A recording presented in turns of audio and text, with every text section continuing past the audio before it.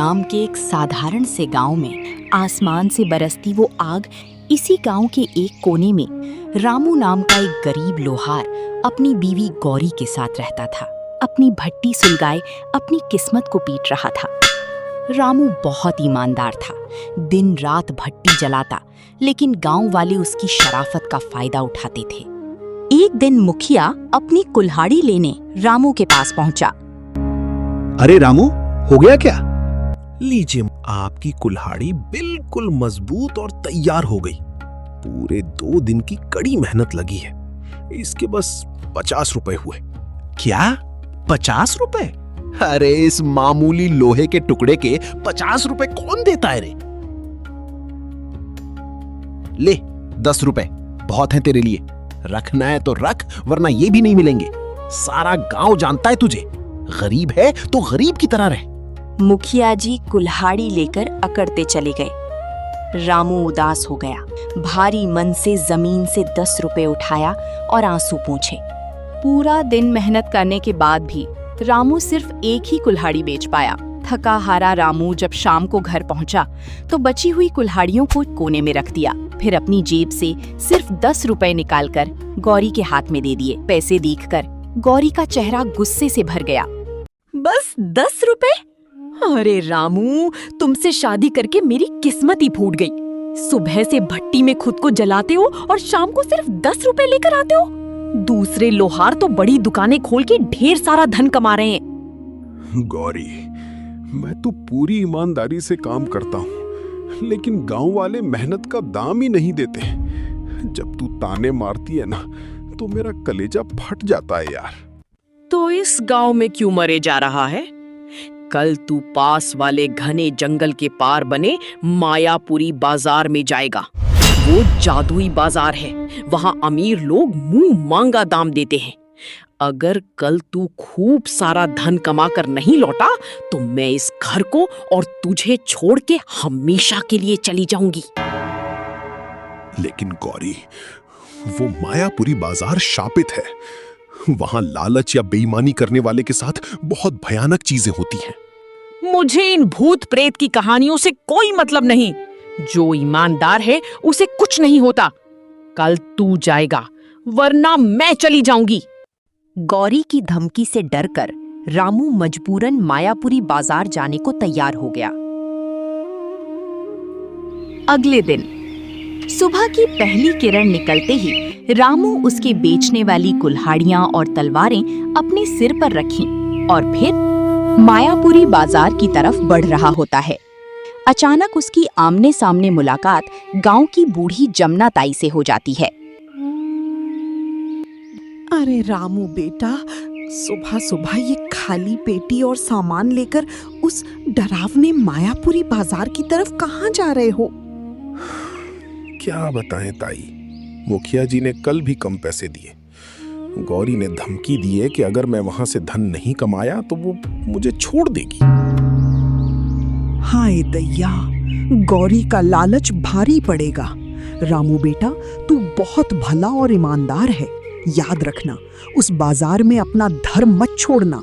ईमानदारी पर टिके रहना तो बाजार तेरा कुछ नहीं बिगाड़ेगा। ऐसा कहकर जमुना ताई वहां से चली जाती है। रामू डरते डरते मायापुरी के उस शापित बाजार में पहुंच गया। चारों तरफ नीली काली धुंध और खौफनाक सन्नाटा था।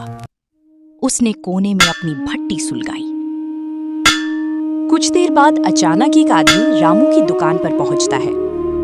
सुनो लोहार, क्या तू इस खास लोहे से मेरे लिए ऐसी तलवार बना सकता है जो कभी न टूटे? अगर काम अच्छा हुआ तो बहुत बड़ा दाम दूंगा। जी हुजूर, मैं अपनी पूरी जान लगा दूंगा।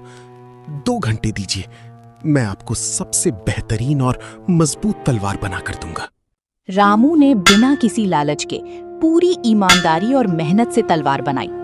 तलवार इतनी शानदार बनी कि उसकी धार बिजली की तरह चमक रही थी। अद्भुत, तुमने बहुत शानदार काम किया। तुम्हारी ईमानदारी की यही सही कीमत है। ले, तुम्हारे 100 रुपए।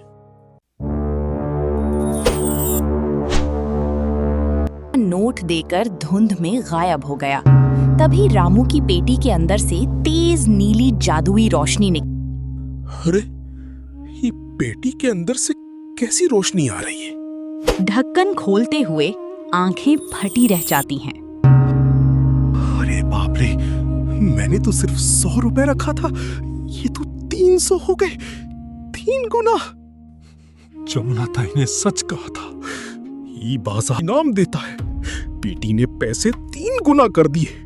रामू खुशी खुशी अपनी जादुई पेटी लेकर गांव की तरफ भागा।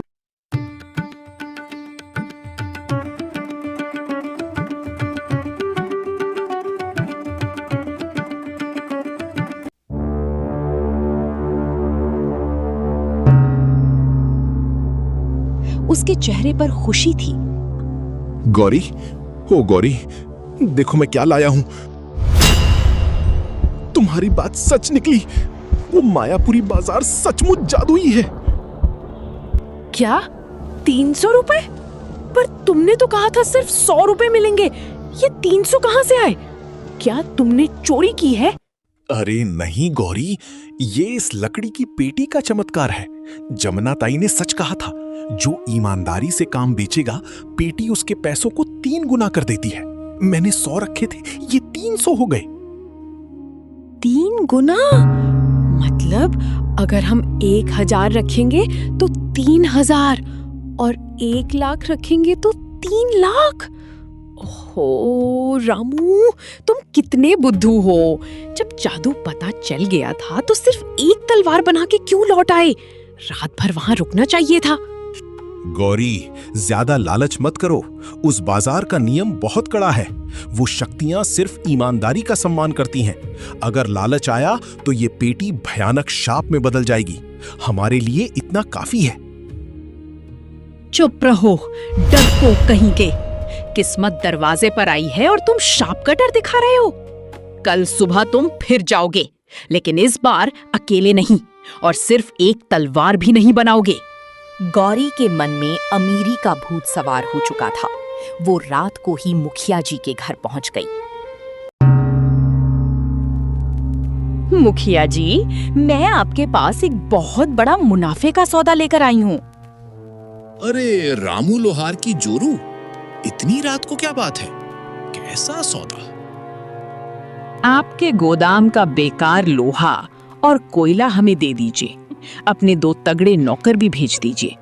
कल हम मायापुरी बाजार में थोक में तलवारें बेचेंगे। कमाई का बड़ा हिस्सा आपको दूंगी।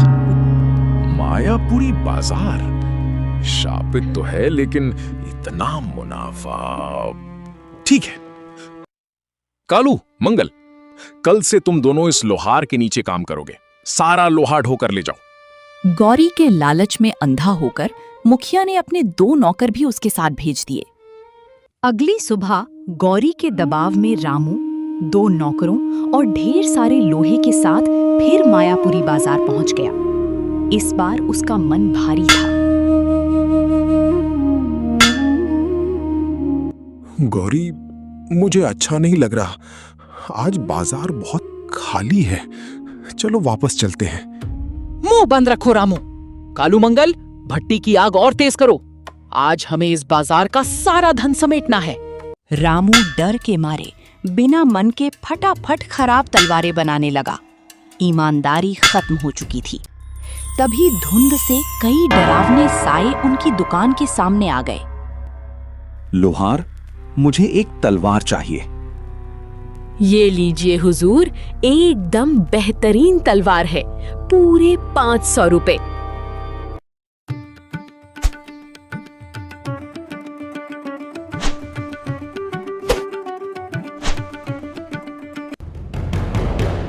देखा रामू, इससे कहते हैं व्यापार।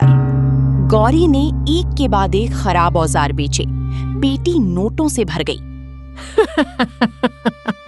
रामू देखो, पेटी पूरी भर गई है। अब ढक्कन बंद करो, सारा धन 3 गुना हो जाएगा। जैसे ही रामू ने ढक्कन बंद किया, पेटी से नीली रोशनी की जगह लाल रोशनी निकली। पेटी जोर जोर से हिलने लगी। कुछ नहीं हुआ, मैं खोल के देखती हूँ।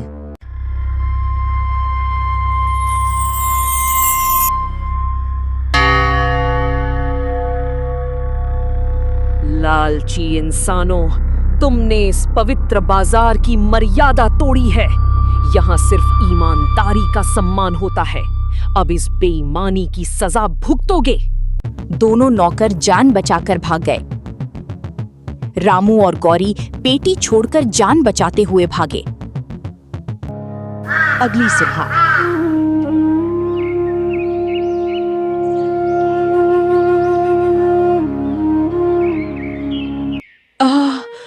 रामू, देखो मेरे शरीर को क्या हो गया। पूरे बदन में सुइयां चुभ रही हैं। मुझसे उठा भी नहीं जा रहा। हो गौरी, ये उसी बाजार का शाप है। तुमने लालच किया, इसीलिए ये भयानक बीमारी आई है। मैं अभी वैद्य जी को बुला लाता हूँ। रामू तुरंत वैद्य जी को बुलाने के लिए निकल जाता है। कुछ देर बाद वो वैद्य जी के पास पहुंच जाता है और मायापुरी बाजार में गौरी के साथ जो कुछ भी हुआ था वो सब उन्हें बता देता है। सारी बात सुनते ही वैद्य जी सब समझ जाते हैं। इसके बाद दोनों तुरंत वहां से निकल पड़ते हैं। वहां पहुंचने के बाद वैद्य जी गौरी को ध्यान से देखने लगते हैं। वैद्य जी, कुछ तो बोलिए, मेरी गौरी ठीक तो हो जाएगी ना? इसे कैसी विचित्र बीमारी लग गई है? रामू, ये कोई साधारण बीमारी नहीं है बेटा। इस पर किसी बहुत भयानक शक्ति का साया है। इलाज मुमकिन है, लेकिन इसके लिए बहुत दुर्लभ और महंगी जड़ी बूटियां लगेंगी। कोई दिक्कत नहीं वैद्य जी, झोपड़ी में जो भी जमा पूंजी बची है मैं सब लगा दूंगा। बस मेरी गौरी को ठीक कर दीजिए। 2-3 महीने गुजर जाने के बाद भी गौरी की हालत में कोई सुधार नहीं आता। उसकी बीमारी दिन ब दिन बढ़ती ही जाती है। फिर एक दिन मुखिया गुस्से में रामू के घर पहुंच जाता है। ओए रामू, कहां छुपी है तेरी लालची पत्नी? मायापुरी बाजार जाने के बाद मेरे दोनों नौकर डर के मारे गांव छोड़कर भाग गए। मेरा लोहा कोयला कहां है? हर्जाना कौन देगा? मुखिया जी, हमारी रक्षा कीजिए। मेरी गौरी बहुत बीमार है। मेरी दुकान का जो भी बचा खुचा लोहा है सब ले जाइए। बस इस वक्त हमें बख्श दीजिए। लेकर ही जाऊंगा। आगे से अगर मेरे एक पैसे का नुकसान हुआ तो तुम दोनों को गांव से बाहर फेंकवा दूंगा। मुखिया जी ने रामू का सारा सामान छीन लिया। गौरी के महंगे इलाज में जो थोड़ा बहुत धन बचा था वो भी खत्म हो गया। रामू, सब कुछ मेरी वजह से हुआ।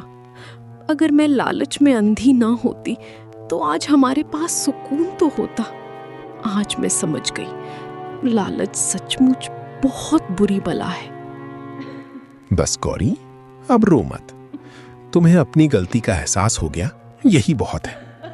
जब तक मैं हूं, तुम्हें भूखा नहीं मरने दूंगा। शाम को रामू गौरी को मायापुरी बाजार लेके पहुंचा। चारों तरफ काली धुंध थी। हे मायापुरी के जादुई देवता, मुझे क्षमा कर दो। मैं लालच में अंधी हो गई थी। मैंने आपके पवित्र नियम तोड़े। मुझे माफ कर दो।